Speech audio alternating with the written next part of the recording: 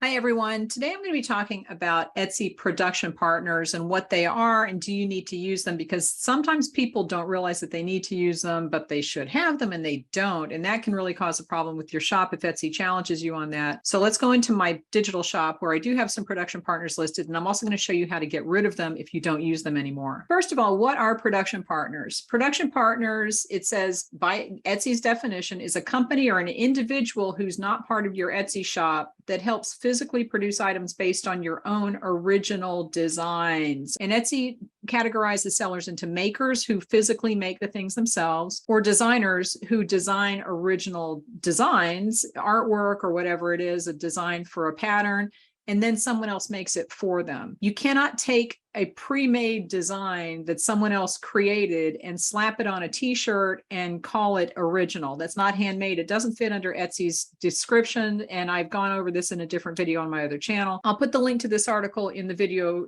description so you can check it out for yourself. But usually production partners are for people who are doing print on demand. So they're designing t-shirts or mugs or tote bags or whatever the print on demand company makes. You're sending them your original designs that you made yourself, and then they're printing it and sending it out to customers when an order is placed. So there are ways that you can integrate with Etsy. Different companies can do that. They just connect to your Etsy shop. When someone places an order, the order is sent to the production partner company, which is the print on demand company. They fill it and they send it out to the customer. So there you go. Now, if you have a production partner that you work with, you have to put it in your listings. Now, in my listing in my digital shop, I have 3 listed. And again, this is these I don't use these anymore. I just signed up for these because I'm nosy and I want to see how they work. So let's say that I have someone else that I want to add. And what you're going to do is click add a new production partner. You're going to fill this out. Let's say I have my kid. I hired my kid to make some stuff. I'm going to put that, and then I would have to put Richmond, Virginia, because that's where I am. About the production partner, they make my stuff. Okay. And then the partnership, and then it says you have to choose, why are you working with this person? I don't have the technical ability or equipment to make it. And that's generally if you are using someone who makes t-shirts or whatever.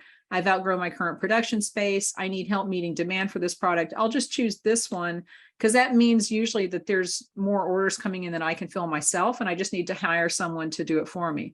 What's your role in the design process? I design everything myself. So I'm just going to choose that for ease.